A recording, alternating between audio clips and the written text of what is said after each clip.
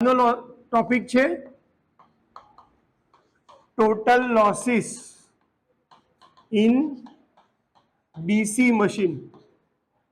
હું direct common word જ use કર્યું છું મશીન, એટલે જનરેટર માટે બી ચાલશે અને મોટર માટે પણ સેમ જ છે. ટોટલ લોસીસ સમજતા પહેલા થોડુંક બેઝિક જોઈ લઈએ જે તમને ખબર હોવી જોઈએ. આ મેં શું ડ્રો કર્યું છે અત્યારે? પોલ છે, આની ઉપર આ શું છે? Field winding. ફિલ્ડ વાઇન્ડિંગ નું મટીરિયલ કયું હશે? કોપર. ઓકે. આ મેં શું ડ્રો કર્યું છે? Armature. Armature core. Armature core કોનો બનેલો છે? Iron material. શેનો બનો છે? લોખંડનો. Iron material. એની અંદર આ કંડક્ટર છે. આ કંડક્ટર નું શું નામ છે? Armature conductor. આર્મેચર કંડક્ટર શેના બનેલા છે? મટીરિયલ કયું છે? કોપર. આ મેં શું ડ્રો કર્યું? સૌથી સેન્ટરમાં શાફ્ટ. શાફ્ટની ઉપર શું મૂક્યું હોય? Armature core. આર્મેચર કોરની ઉપર શું મૂક્યું હોય? Armature conductor. આર્મેચર કંડક્ટર સાથે શું હોય? કોમ્યુટેટર. કોમ્યુટેટર કોની સાથે કનેક્ટ થાય? બ્રશ સાથે કનેક્ટ થાય. કોમ્યુટેટર પોતે ફરતું હોય અને બ્રશ કેવું છે? એની સાથે કન્ટિન્યુઅસ કોન્ટેક્ટમાં હોય, એટલે આ વસ્તુ ગોળ ગોળ ફર્યા કરે છે. બ્રશ પોતાની જગ્યા ઉપર જ છે, એટલે બંનેની વચ્ચે શું થાય? ફ્રિક્શન થાય, ઘસારો થાય. એવી રીતે તમે બેરિંગ મૂક્યું હોય તો બેરિંગને લીધે બી શું થશે? ઘસારો થશે. ભલે તમે ગમે એટલી પરફેક્ટ બેરિંગ મૂકી હશે તો બી થોડોક ઘસારો તો થશે ફરતી વખતે. આટલું બેઝિક મટીરિયલ છે કે જે તમને મશીન વિશે ટોટલ લોસ ભણતા પહેલા ખબર હોવી જોઈએ. કયા કયા લોસીસ થાય છે મશીનની અંદર? તો ટોટલ 3 ટાઈપના લોસીસ થાય. સૌથી પહેલા આવે છે આયર્ન લોસ. કયા લોસીસ છે? એટલે શેને રિલેટેડ હશે? આર્મેચર કોરને રિલેટેડ હશે.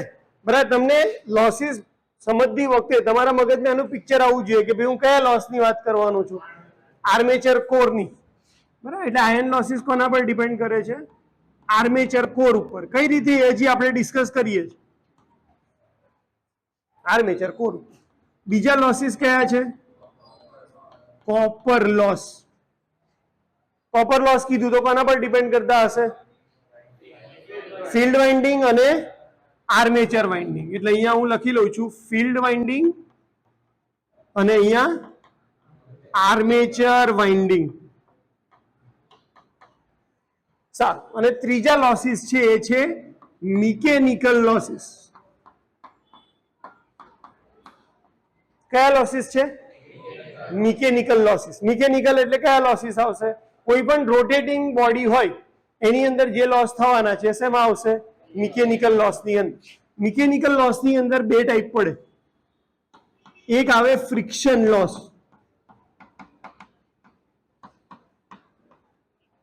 ફ્રિક્શન એટલે શું? ફ્રિક્શન એટલે ઘસારો. કોની કોની વચ્ચે ઘસારો થવાનો છે? તો કે કાર્બન બ્રશ અને તમારા કોમ્યુટેટર વચ્ચે. એટલે આને બી મારે સબ કેટેગરી સમજવા માટે, બાકી તમે લખવા માટે અહીંયા સુધી લખશો કે ફ્રિક્શન અને વિન્ડેજ લોસ તો ચાલશે, પણ ડ્રો કરવું હોય તો તમારા સમજવા માટે તો અહીંયા બ્રશ અને તમારા કોમ્યુટેટર વચ્ચે જે ઘસારો થાય છે એના લીધે જે લોસ થશે એને આપણે શું કહેશું? Friction loss. એકવાર મશીન ચાલુ કરી દીધું પછી તમે એને લોડ કરો કે ના કરો, મિકેનિકલ લોસીસની વેલ્યુ કેવી રહેવાની છે? કોન્સ્ટન્ટ. એ વેલ્યુ ચેન્જ થતી નથી. એટલે કોઈ પણ મોટરની અંદર એટલે મશીનમાં મિકેનિકલ લોસ કેવા થવાના છે? કોન્સ્ટન્ટ રહેવાના છે. એની વેલ્યુમાં ચેન્જ થવાનો નથી. એટલે કે મશીન ચાલુ કર્યું અને મને ખબર પડી કે આનો 100 વોટ લોસ થાય છે, મિકેનિકલ લોસ, તો હું મશીનને ફૂલ લોડ કરી દઈશ ત્યારે બી મિકેનિકલ લોસની વેલ્યુ કેટલી હશે? 100 વોટ. એમાંથી અમુક લોસ શેના લીધે હશે? ફ્રિક્શનને લીધે. અને અમુક લોસ હશે windage. WINDAGE. Windage losses. Windage loss એટલે શું? આર્મેચર છે એની આજુબાજુ શું હશે? હવા હશે. એ હવાને કાપી અને એને ફરવાનું છે. જો હું ત્યાં આગળ વેક્યુમ ક્રિએટ કરી દઉં તો એ કેવું ફરશે? વધારે સ્મૂથ ફરશે. પણ હવા હશે તો એ હવાને કાપી અને એને ફરવાનું છે, તો એના માટે એને થોડુંક વધારે જોર પડશે. વેક્યુમમાં હોય તો કેવું ફરે? સ્મૂથ. પણ હવા હશે તો એને હવાને કાપીને ફરવાનું છે, એના માટે એને જોર કરવું પડશે. તો એ હવાને કાપવા માટે જે લોસીસ થશે, જે એડિશનલ પાવરની જરૂર પડશે, એને આપણે શેમાં ગણશું? વિન્ડેજ લોસીસની અંદર. એટલે મશીન જે છે એમાં આપણો ત્રીજો ટાઈપ આપણે પહેલા ભણ્યા. કેમ? કારણ કે પહેલા બે ટાઈપ તો ટ્રાન્સફોર્મરની અંદર બી કેવા રહેવાના છે? સેમ જ, કોમન. એટલા માટે એ બંને ભણશું તો એ શેમાં કામ લાગવાના છે? ટ્રાન્સફોર્મરમાં બી કામ લાગશે. જનરેટરમાં પૂછાય તો આ એક લોસ નવો એડ થશે, જનરેટર અથવા મોટરમાં. કયો? Mechanical loss. કેમ? કારણ કે મશીન શું કરે છે? રોટેટ થાય છે, એટલા માટે એમાં બે લોસ થવાના છે, ફ્રિક્શન લોસ અને વિન્ડેજ લોસ. વિન્ડેજ લોસ એટલે શું? જે આર્મેચરની આજુબાજુ હવા છે એને ઓવરકમ કાઢવા માટે એને જે વધારે જોર કરવું પડશે, એના લીધે જે લોસ થશે એ વિન્ડેજ લોસ. ફ્રિક્શન એટલે ઘસારાને લીધે. તો બે જગ્યાએ ઘસારો થશે, બ્રશ અને કોમ્યુટેટર વચ્ચે, અને તમારી બેરિંગને લીધે જે ઘસારો થાય એ. આમાં કોઈને ડાઉટ છે? Mechanical losses clear? નેક્સ્ટ આવી જઈએ આપણે કોપર લોસીસ. કોપર લોસની અંદર પહેલા જ આવશે આપણું જે સિરીઝ ફિલ્ડ વાઇન્ડિંગ છે. એકચ્યુઅલી લખવાનું તો શું હોય? ખાલી ફિલ્ડ વાઇન્ડિંગને લીધે લોસ. પણ આપણી પાસે 3 ટાઈપની મોટર છે, એટલે બધા જ કોપર લોસ હું અંદર લખી લઈશ. પછી સિરીઝ મોટર માટે પૂછ્યું હોય તો હું ખાલી શું લખીશ? Series field copper loss. એ વખતે શન્ટ લખવાની જરૂર નથી. કમ્પાઉન્ડ પૂછ્યું હોય તો મારે બંને લખવા પડશે, સિરીઝના બી લોસ લખવાના અને શન્ટના પણ લખવાના. તો સિરીઝ ફિલ્ડ કોપર લોસ. બીજું શું આવશે? Shunt field copper loss. ત્રીજું શું આવશે?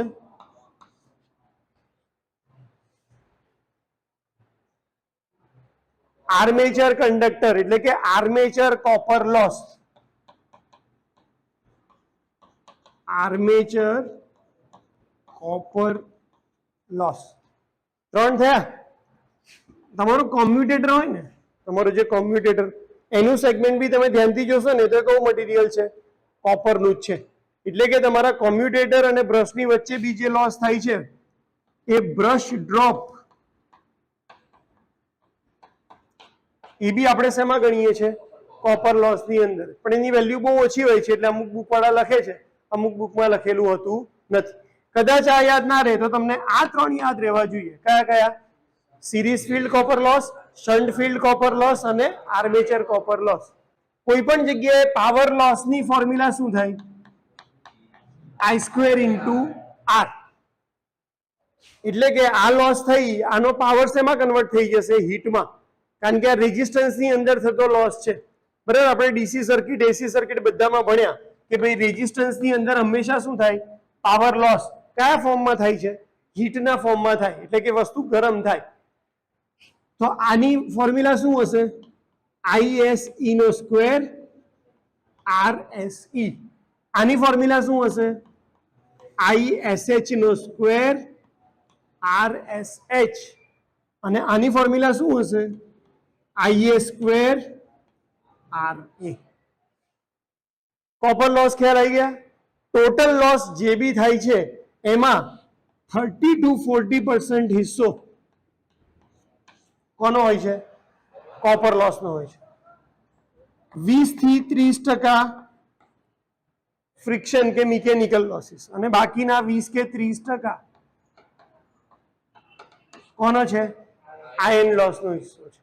હવે મને એવું પૂછાય કે ભાઈ explain losses in DC series generator, તો હું કયા લોસીસ ગણીશ? મિકેનિકલ તો બધામાં કોમન રહેશે. કોપર લોસીસમાંથી કયા લઈશ? ખાલી સિરીઝ, અને બીજું કયું? આર્મેચર.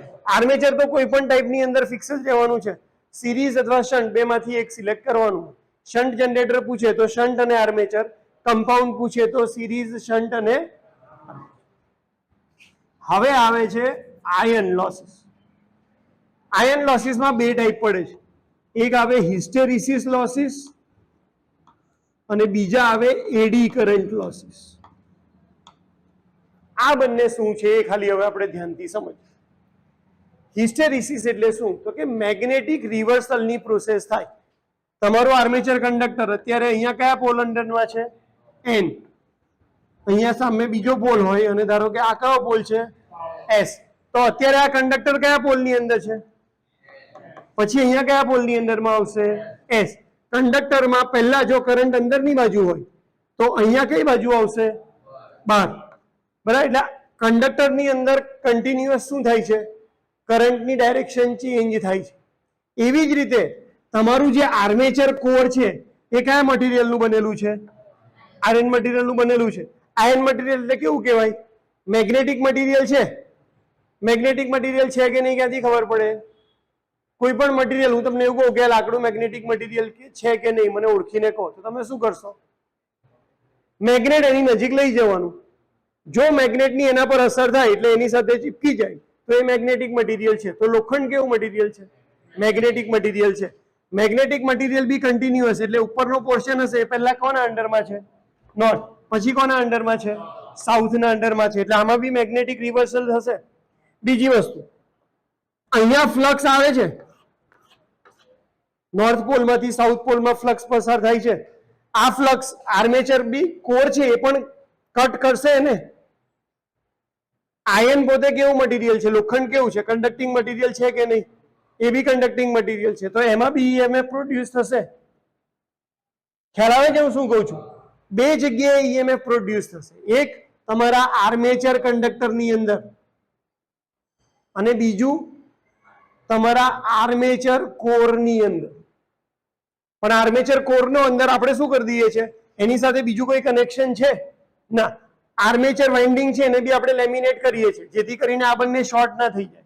નીકળ તમે સમજો કે અહીંયા કોપર છે અને અહીંયા આયર્ન છે. જો તમે બંને વચ્ચે ઇન્સ્યુલેશન પ્રોવાઈડ નહીં કરો તો આનો કરંટ ડાયરેક્ટ ક્યાં ટ્રાન્સફર થઈ જશે? આયર્ન મટીરિયલમાં ટ્રાન્સફર થઈ જશે. એટલે એ બંને વચ્ચે તો લેમિનેશન છે જ. ઈએમએફ ક્યાં પ્રોડ્યુસ થયો છે? આર્મેચર કોરની અંદર પણ થયો છે. એની વેલ્યુ કેવી હશે? ઓછી હશે. કરંટ ક્યારે પ્રોડ્યુસ થાય કોઈ પણ સર્કિટમાં? જ્યારે સર્કિટ કેવી હોય? ક્લોઝ. તો તમારો આ આર્મેચર કોર તો ઓલરેડી ક્લોઝ પાથ જ છે, તો એની અંદર કરંટ ફ્લો થવાનું ચાલુ થશે. જો હું આને આર્મેચર કોર આમ 3D વ્યૂમાં આવી રીતે દેખાડું તો આમાં શું થશે? કરંટ ફ્લો થવાનું ચાલુ થશે.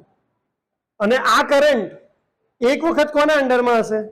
North pole. એકવાર કોના અંડરમાં છે? South pole. એટલે કે કન્ટિન્યુઅસ મેગ્નેટિક રિવર્સલ કર્યા કરે છે. મેગ્નેટિક રિવર્સલને લીધે જે આમાં લોસ થાય એટલે જે કરંટ પ્રોડ્યુસ થાય છે આ કરંટને આપણે કહીએ છીએ એડી કરંટ. કયો કરંટ છે? Eddy current. આ ક્યાં પ્રોડ્યુસ થયો? મેગ્નેટિક મટીરિયલમાં. શેના લીધે? તો કે મેગ્નેટિક મટીરિયલમાં ઈએમએફ પ્રોડ્યુસ થયો. એ ઈએમએફ અને સર્કિટ ક્લોઝ છે. સર્કિટ ક્લોઝ છે તો એમાં કરંટ પ્રોડ્યુસ થયો છે. આ કરંટને આપણે શું કહીએ છીએ? એડી કરંટ લોસ કહીએ છીએ. જો મારે એડી કરંટ લોસ ઘટાડવો હોય તો મારે શું કરવું પડે? આ કોર છે ને એને નાના નાના ટુકડામાં ડિવાઈડ કરી દેવું પડે. કેમ? આર ઇક્વલ ટુ શું છે? રો એલ બાય એ. જો હું આખો એરિયા રાખું કન્ટિન્યુઅસ તો એનો વોલ્યુમ એટલે કે એનો એરિયા કેવો થઈ જાય? વધી જાય. તો મારે એને શું કરવું પડે? નાના નાના ટુકડામાં ડિવાઈડ કરી દેવું પડે જેથી કરીને એની વેલ્યુ કેવી થઈ જાય? ઓછી થઈ જાય. આની વેલ્યુ ઓછી કરવા માટે આપણે એને શું કહી દઈએ છીએ? નાના નાના ટુકડામાં ડિવાઈડ. તમે જોયું હોય ને ટ્રાન્સફોર્મરમાં બી ખબર છે સ્ટેમ્પિંગ કરી દઈએ છીએ આપણે.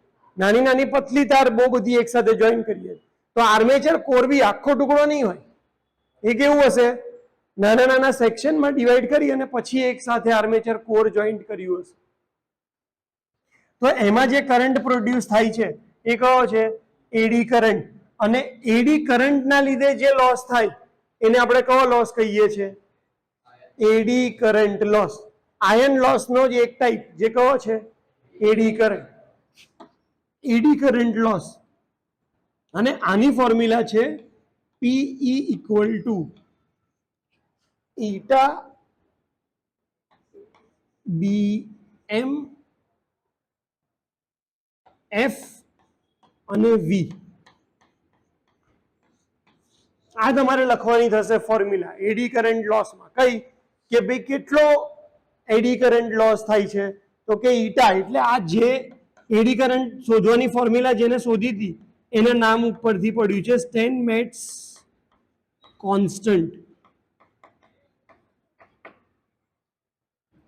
બીટા છે એને શું કહેવાય? Flux density. એફ એટલે કે ફ્રીક્વન્સી. હવે તમને એવું થવું જોઈએ કે સર ડીસી મશીનમાં ફ્રીક્વન્સી ક્યાંથી આવી? ડીસીમાં તો ફ્રીક્વન્સી કેટલી હોય? ડીસીમાં ફ્રીક્વન્સી કેટલી હોય? 0. ફ્રીક્વન્સી તો એસીમાં હોય. પણ મેં તમને સ્ટાર્ટિંગમાં કન્સ્ટ્રક્શન ભણાવતી વખતે કીધું હતું કે આર્મેચરમાં વોલ્ટેજ કયો પ્રોડ્યુસ થાય છે? એસી. અને એસીમાં ફ્રીક્વન્સી હોય. બરાબર? એટલે તમારી આ શું હશે? આ ફ્રીક્વન્સી. આ કોની ફ્રીક્વન્સી ઇન્ડિકેટ કરે છે? તમારા આર્મેચર. ધારો કે કોઈને ફ્રીક્વન્સી સેટ ના થતું હોય તો ફ્રીક્વન્સી એ ડાયરેક્ટલી પ્રોપોર્શનલ હોય છે સ્પીડને. તો એવી રીતે પણ યાદ રાખી શકે કે જેટલી સ્પીડ વધારે એટલો તમારો કયો લોસ વધારે થાય? એડી કરંટ લોસ વધારે થાય. અને છેલ્લું વી છે એ છે volume of core in metre cube. આ શું છે? વી એટલે વોલ્યુમ. તો વોલ્યુમ પર બી આ લોસીસ ડિપેન્ડ કરે છે. એટલે આ લોસ ઓછા કરવા માટે આપણે વોલ્યુમને શું કરી દઈએ છીએ? ઓછું. વોલ્યુમને ઓછું કરવું છે તો આપણે એને નાના નાના ટુકડામાં ડિવાઈડ કરી દઈએ છીએ. એડી કરંટ લોસ બધાને ખબર પડી ગઈ? હવે બાકી રહ્યું કહું હિસ્ટેરિસિસ લોસ. હિસ્ટેરિસિસ ગ્રાફ તમને ખબર છે આવું આવતો તો કોઈ બી મેગ્નેટિક મટીરિયલ માટે કે ચાલુ કરો તો આમ થાય, પછી આમ નેગેટિવ સાઈડ અને પાછું આવો એક ગ્રાફ આવે છે. આને કહેવાય હિસ્ટેરિસિસ લોસ. કોઈ પણ મેગ્નેટિક મટીરિયલ હોય એ મેગ્નેટ બનવા માટે કેટલો પાવર કન્ઝ્યુમ કરશે એ કોના પર ડિપેન્ડ કરે છે? એના હિસ્ટેરિસિસ લોસ ઉપર. અને આ શરૂઆત કઈ રીતે થાય? આ તમારો BH કર્વ કહેવાય. Magnetic field intensity, magnetic flux density. આ હોય કરંટ ઉપર ડિપેન્ડન્ટ, આ હોય વોલ્ટેજ ઉપર ડિપેન્ડન્ટ. એટલે જેમ જેમ તમે કરંટ વધારતા જાઓ તો તમારો વોલ્ટેજ શું થતો જશે? વધતો જશે. દરેક મેગ્નેટિક મટીરિયલમાં જેમ જેમ તમે એના ઉપર કરંટ એનો પસાર કરો વધારે તો ફ્લક્સ શું થશે? વધારે ડેવલપ થાય. એ રીતે EMF કેવો થાય? વધારે ડેવલપ થાય. કેટલે સુધી વોલ્ટેજ વધ્યા કરશે? એની એક લિમિટ છે. આના કરતા વધારે કરંટ તમે આપશો પછી તમે ગમે એટલો કરંટ વધારો વોલ્ટેજની વેલ્યુ કેવી રહેશે? સ્ટેડી જ રહેશે. એવી રીતે તમે કરંટ પાછળથી ઘટાડતા જાઓ તો આ સેમ પાથ ફોલો નથી કરતો. જે રીતે વધ્યો એવી રીતે નથી વધતો. કેવો પાથ પ્રિફર કરે છે? બીજો પાથ પ્રિફર કરીને આવે છે. અને હવે જુઓ તમે કરંટ 0 કરી દીધો તો બી થોડોક વોલ્ટેજ પ્રેઝન્ટ છે, જેને આપણે શું કહેતા હતા? Residual magnetism. જો તમને યાદ હોય તો પેલી કેરેક્ટરિસ્ટિક્સ, જનરેટરની કેરેક્ટરિસ્ટિક્સમાં મેં તમને કીધું હતું કે ગ્રાફ 0 થી સ્ટાર્ટ કરવાનો નથી. એની અંદર થોડોક વોલ્ટેજ પ્રેઝન્ટ હશે. તો એ વોલ્ટેજ પ્રેઝન્ટ શેના લીધે છે? તો કે મેગ્નેટિક મટીરિયલની એ પ્રોપર્ટી છે કે એ પોતે શું કરે છે? વોલ્ટેજ સ્ટોર કરી શકે. એકવાર ચાર્જ થઈ જાય પછી તમે ડિસ્ચાર્જ બી કરો તો બી એ થોડોક વોલ્ટેજ સ્ટોર કરી રાખે છે. તો એ પોઈન્ટ આવ્યો ક્યાંથી? આ BH કર્વ ઉપરથી આવ્યો. હિસ્ટેરિસિસ લોસના કર્વ ઉપરથી આવ્યો કે તમે કરંટ વધારતા ગયા, વોલ્ટેજ વધ્યો. કરંટ ઘટાડશો તો એ વોલ્ટેજ થોડો ઘટશે. જો તમે એની ડાયરેક્શન ચેન્જ કરીને કરશો. કેમ ડાયરેક્શન ચેન્જ કરવાની વાત કરી? કારણ કે એક વખત તમારો કંડક્ટર શેમાંથી પસાર થવાનો છે? નોર્થ. બીજી વખત શેમાંથી પસાર થવાનો છે? સાઉથ. એટલે આની જે કેરેક્ટરિસ્ટિક્સ હશે એના કરતા ટોટલ કેવી કેરેક્ટરિસ્ટિક્સ છે? રિવર્સ. તો પોઝિટિવ એઝ વેલ નેગેટિવ બંને ડાયરેક્શનમાં એક વખત મટીરિયલ ચાર્જ થયું પછી એની અંદર થોડોક વોલ્ટેજ બાકી હશે. પણ આ કરવામાં, આ પોઈન્ટ ઉપર પહોંચવામાં એની થોડીક એનર્જી તો વપરાઈ ગઈ. આ જે એનર્જી વપરાઈ એને આપણે શું કહીએ છીએ? Hysteresis loss. મેગ્નેટિક કોઈ પણ જે મેગ્નેટિક મટીરિયલ છે એને મેગ્નેટમાં કન્વર્ટ કરવા માટે તમારે જે એનર્જીની જરૂર પડી એ એનર્જી કયા લોસ તરીકે ઓળખાશે? હિસ્ટેરિસિસ લોસ તરીકે ઓળખાશે. અને મટીરિયલ ટુ મટીરિયલ વેરી થતું હોય. એટલે તમે જ્યારે મશીન બનાવો અને કયું મટીરિયલ સિલેક્ટ કરવું તો એના માટે તમારે શું જોવું પડે? દરેક મટીરિયલનું હિસ્ટેરિસિસ ગ્રાફ જોવો પડે. જે મટીરિયલનો હિસ્ટેરિસિસ ગ્રાફ નાનો હોય એ મટીરિયલ આપણે સિલેક્ટ કરીએ છીએ. કેમ? કારણ કે એનો હિસ્ટેરિસિસ લોસ કેવો હશે? ઓછો હશે. તો આયન લોસીસમાં બે ટાઈપના લોસીસ આવે. કયા કયા? હિસ્ટેરિસિસ અને eddy current loss. Hysteresis loss શેના લીધે આવે છે? મેગ્નેટિક રિવર્સલને લીધે આવે છે. એડી કરંટ લોસ શેના લીધે આવે છે? કે તમારું આયન જે આર્મેચર કોર છે એ કન્ટિન્યુઅસલી મેગ્નેટિક ફ્લક્સને કટ કરે છે, એમાં ઈએમએફ પ્રોડ્યુસ થાય છે, એની સર્કિટ ક્લોઝ છે તો એમાં કરંટ પ્રોડ્યુસ થાય છે. આ કરંટનું નામ શું છે? Eddy current. અને એ કરંટને લીધે જે પાવર લોસ થાય છે, એડી કરંટ લોસની ફોર્મ્યુલા શું હશે? I નો સ્ક્વેર ઇન્ટુ આર્મેચર કોરનો રેઝિસ્ટન્સ. ખાલી એ લખ્યું હોય તો કોનો રેઝિસ્ટન્સ થશે? આર્મેચર વાઇન્ડિંગનો. પણ એસી એટલે કે આર્મેચર કોરનો રેઝિસ્ટન્સ મલ્ટીપ્લાય બાય આનો કરંટ, તો એ તમને શું મળી જશે? એડી કરંટ લોસ મળી જશે. એડી કરંટ લોસ અને હિસ્ટેરિસિસ લોસ આ બંને બી કેવા લોસ છે? કોન્સ્ટન્ટ લોસ છે. અને કોપર લોસની અંદર ખાલી શન્ટને છોડી દઈએ તો બાકીના બધા લોસ કેવા છે? વેરિયેબલ. એકલું શન્ટ ફિલ્ડ લોસ એ જ કેવા લોસ છે? કોન્સ્ટન્ટ છે. કેમ? આ તો આપણે 1000 વખત બોલ્યા હશું કે ISH equal to V upon RSH. RSH constant, V constant, એટલે ISH બી કેવો રહેશે? કોન્સ્ટન્ટ. એટલે ISH કોન્સ્ટન્ટ, RSH કોન્સ્ટન્ટ, તો આ લોસ બી કેવો થવાનો છે? Constant. Armature current totally load ઉપર ડિપેન્ડ કરે છે એટલા માટે એ વેરિયેબલ લોસ છે. સિરીઝમાં જે કરંટ જતો હશે એ જ આર્મેચરમાં જવાનો છે, તો જે આર્મેચર વેરિયેબલ છે તો સિરીઝ બી કેવું હશે? વેરિયેબલ. એટલે ઘણીવાર તમને ક્વેશ્ચન અલગ રીતે પૂછાય કે explain constant losses of machine. Explain constant losses of machine. તો કયા લોસ સમજાવશો તમે?